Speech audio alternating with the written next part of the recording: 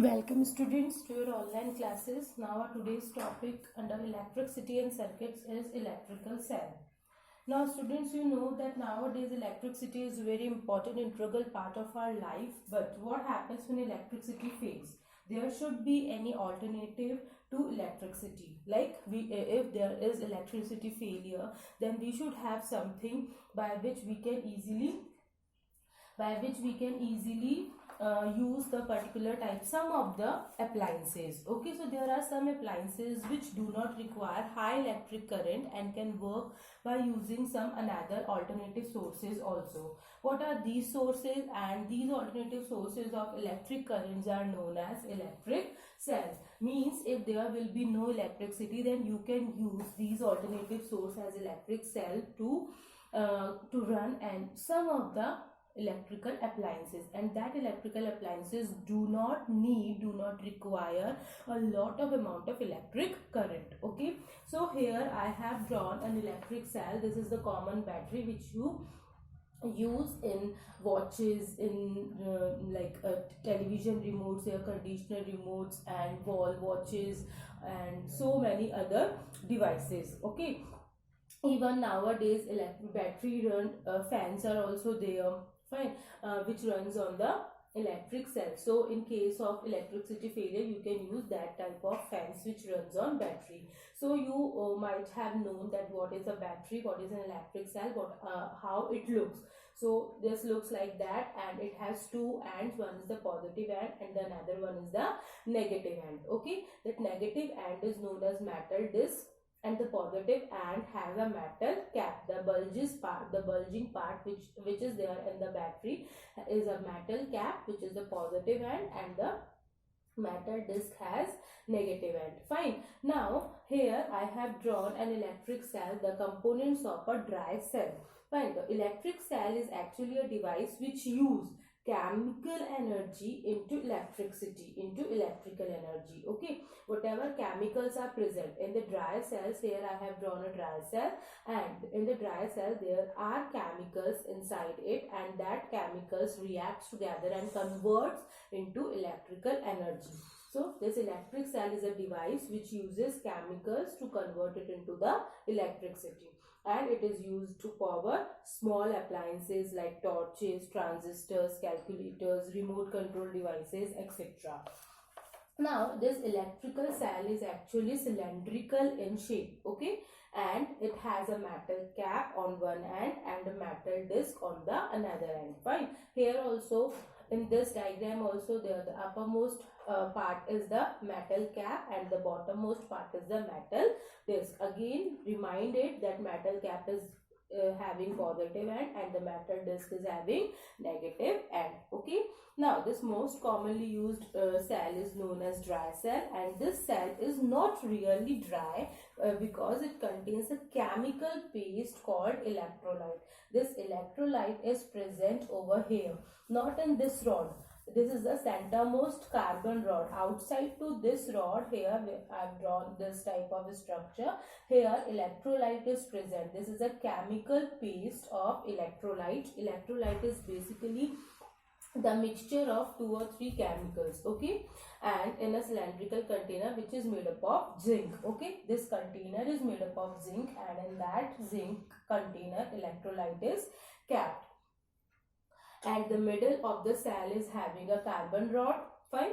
Now this carbon rod is actually act as a positive rod. It has positive, and see this rod has attached with this metal cap having positive end.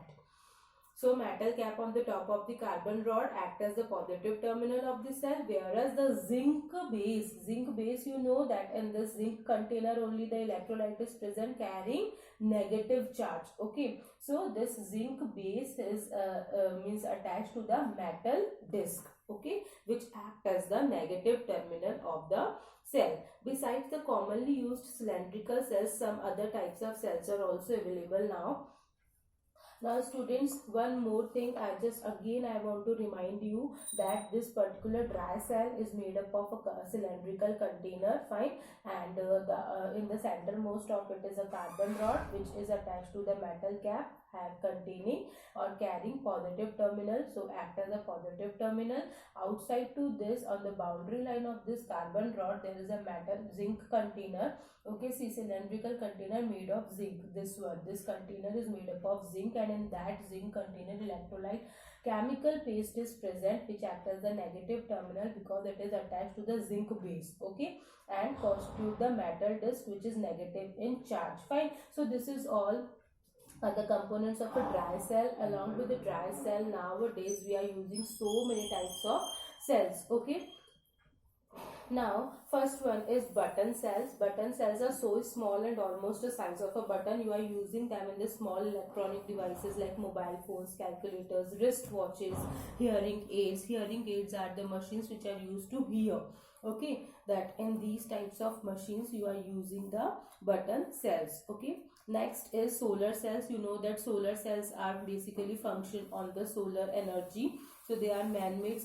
They are used in man-made satellites which are sent to the outer space. Okay, these cells provide electrical power to the satellites. How they will provide the electrical power? Because in the outer space sun is present, so they will get the solar energy from the sun in the outer space, and the satellites can run easily. Okay, so solar cells are used in solar panels that produce electricity and power street lights in villages and cities. And nowadays you are seeing that these solar panels are used in villages and cities, which gives the electricity to the street lights. Okay, now how does this electric cell work? First, another thing is, this is the component, this is the normal diagram what is present in an electric cell, in a dry cell. Now how this works? So what is there? The chemicals which are stored in the form of electrolyte in an electric cell get converts into the electrical energy. That I already told you. This is a chemical battery, and the chemical battery get converted into the electricity. Okay, when a torch containing a cell or a battery is switched on, you know, when you will switch on the torch, what happens? The bulb lights up. Okay, so inside the battery, a chemical reaction starts in the electrolyte of the cell, which generates an electric current.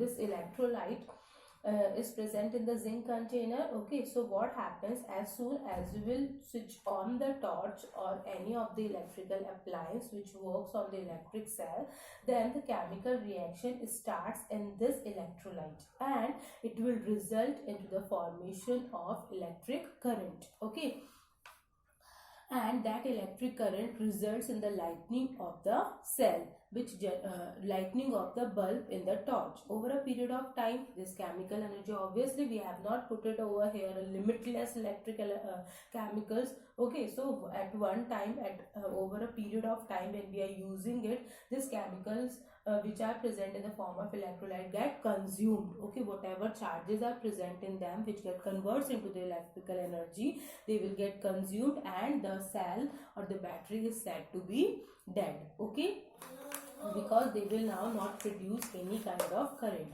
So there is a caution, a note, that do not connect the terminals of the cell directly without an electric device in between. Okay, means if you will just take a battery, two batteries, and when you will connect the two terminals directly, then what will happen? If that is done, the complete chemical energy of this cell will soon be dissipated in the form of heat. When you will take the two batteries, suppose you are having two batteries and you are not having any appliance, and you are connecting that two batteries together without any electrical device in between, then what will happen? The positive end and the negative end, because you will connect like this, the positive and the positive not possible, the positive end and the negative end of the another battery. When you will connect that two batteries together without any electrical device, then the chemicals which are present in that batteries will get dissipated, means khatam ho jayenge. They will get consumed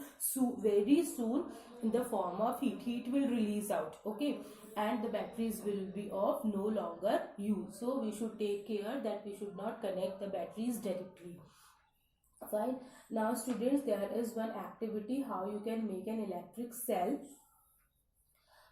By like peel off the and there is a simple activity to make an electric cell. For that you need to take the two copper wires and you need to peel off the end of copper wires. You know that the insulators are present on the copper wire. So you when you will take the suppose here I am drawing only. Suppose this is the copper wire, so you will just peel off the upper two surfaces, the insulators at the two ends. यहाँ तक आपने peel कर लिया. Then tightly coil one end of a piece of wire around a zinc strip. Now take a zinc strip and coil it. Okay, आपको उसको उसके ऊपर wrap करना है. In the same way, wind the another end of the other wire around a copper nail. Okay, now you have to take one more copper wire and then again you have to remove or peel off the insulator, and then again you have to means like wind the one of the end with the copper nail. Okay, this one is the zinc strip and this one with the copper nail. Now stick zinc strip and copper nail into a lemon. Now what you have to do, you have to take a lemon and then you have to just put these two ends in the lemon. Okay, this lemon will act as an electrolyte. Touch both the ends of the wire lightly with your tongue. Okay, now you will, when you will touch these two ends of the wire with your tongue, you will feel a tingling sensation. Actually you have prepared a simple electrical cell, but don't do this, students. Okay, don't touch it with your tongue. Now instead of that, you can do one more thing. You can just take a bulb which is used simply to make the electrical circuits, like a plate bulb, and then you can join that two ends with a bulb. Electric current is generated due to the chemical reactions in the copper and the zinc with acid in the lemon. You know that in the lemon citrus acid is present, so this acid will act as an electrolyte, and when these two come in contact with this electrolyte in the means with the acid, then the electric current will start to generate. Okay, and it is capable of generating the electricity. You can test the working of this arrangement. You can do it at your home also. Might be possible the electric current will not be that much because it is totally based on the amount of electrolyte present in the lemon.